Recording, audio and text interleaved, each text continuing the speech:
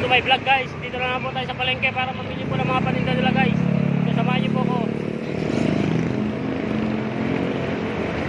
Samahan niyo po ako sa bilihin ng mga isda guys. Bibili pa kami ng isda.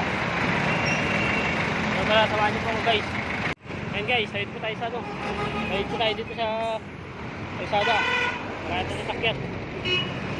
Grabe. Marami na sasakyan dito guys.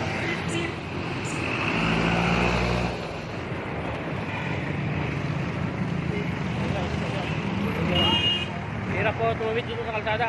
Grabe. Ayun ang sasakyan. Nagagawan sila. Dito tayo piliin ng mga prutas guys. Yan, makasito po tayo piliin ng mga prutas. Prutas. Saging yan guys. Next, punta po tayo sa ano guys. Yan guys, oh. Kita nyo naman yan. Hakaman. Saging din. May mga gulay. Ayan, kalabasa. May mga mais. Dito na tayo sa ano, bili ng mga isdaan. Dito na tayo sa isdaan guys. So, kita nyo na yung mga isdaan. So, kita nyo na guys. So, yan po yung mga isdaan. Dito kami nabimili ng mga isda. Yan, mga isda yan guys. Isda lahat yan. So, kita nyo naman mga isda. Kaya mga malalaking isda naman guys. Okay.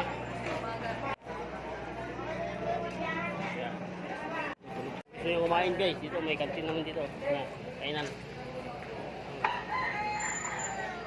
Yan guys, yung pinamili namin isda. Yan.